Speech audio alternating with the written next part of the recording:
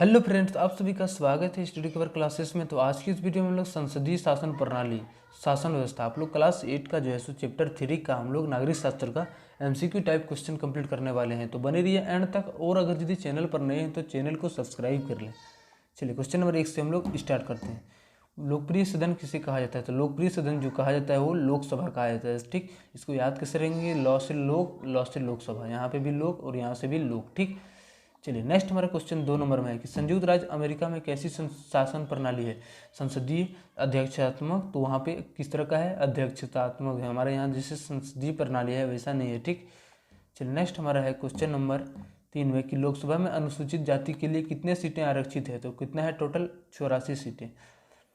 Next हमारा 4 number में है कि लोकसभा में कुल सदस्यों की संख्या कितनी होती है? तो लगभग कितना होता है? 552 टोटल होता है। ठीक, जिसका आधार लाने पर क्या होता है? एक सरकार का मतलब आधा से ज़्यादा लाने पर सरकार का उसी का मतलब सरकार बनना जाता है। नेक्स्ट 5 नंबर में है कि लोकसभा में निर्वाचित सदस्यों की संख्या कितनी होती है? तो 543। ऑप्शन नंबर 2 आंसर हो जाएगा। 6 नंबर क्वेश्चन में बोलता है कि राज्यसभा में कितने सदस्य राष्ट्रपति द्वारा मनोनीत होते हैं? तो टोटल कितना? 12 सदस्य जो होता है वो राष्ट्रपति के द्वारा मनोनीत होता है। 7 नंबर क्वेश्चन बोलता है संघ सूची में राष्ट्र महत्व के विषय आते हैं, इन विषयों पर कौन बनाता है कानून? जो बनाता है वो केंद्र सरकार। ऑप्शन नंबर 2 आंसर से हो जाएगा। 8 नंबर पूछता है क्वेश्चन नंबर, कार्यपालिका किसके प्रति उत्तरदायी का होती है? तो किसके? विधायिका के प्रति। ऑप्शन नंबर 2 जो है सो आंसर से होगा। 9 नंबर क्वेश्चन में बोलता है किस वर्ष चार्टर अधिनियम में पहली बार विधान परिषद के असर दिखाई पड़ी थी? तो किस पर? 1833 के अधिनियम में। ऑप्शन नंबर 4 आंसर जो है सो सही हो जाएगा। 10 नंबर क्वेश्चन बोलता है भारत में कैसी शासन प्रणाली है? तो यहाँ पे एक शासन जो प्रणाली है वो संसदीय शासन प्रणाली।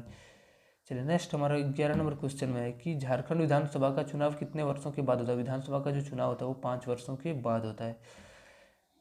नेक्स्ट 12 नंबर में कि भारत में कौन सी संस्था कानून बनाती है? तो कौन सी संस्था? वो संसद संस्था जो है सो वही कानून बनाती है। ठीक, 13 नंबर क्वेश्चन में है कि झारखंड कितने लोकसभा क्षेत्रों में बंटा हुआ है? तो लोकसभा का क्षेत्र जो है वो 14 है।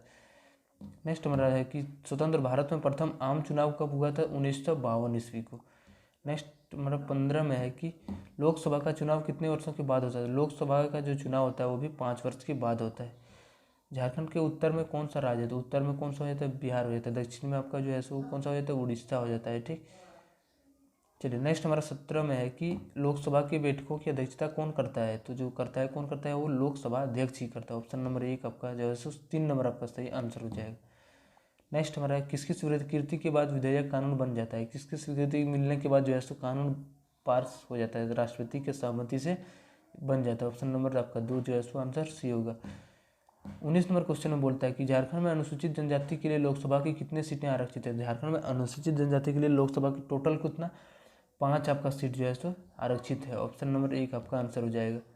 20 में बोलता है राज्यसभा में सदस्यों की संख्या कितनी है? तो वो टोटल 250। ऑप्शन नंबर 3 आपका सही आंसर होगा। 21 नंबर में बोलता है लोकसभा में अनुसूचित जनजाति एसटी के लिए कितनी सीटें आरक्षित है? जो एसटी के लिए जो टोटल लोकसभा में है वो कितना है? 47। अस्थायी सदन किसे कहा जाता है? अस्थायी सदन जो कहा जाता है वो राज्यसभा को कहा जाता है। ठीक, राष्ट्रीय जनगण मन किसके द्वारा रचित है? तो ये रविंद्रनाथ टैगोर के द्वारा लिखा गया है। ठीक, और वंदे मातरम आपका जो है सो बंकिम चंद्र चटर्जी। चलिए मिलते हैं नेक्स्ट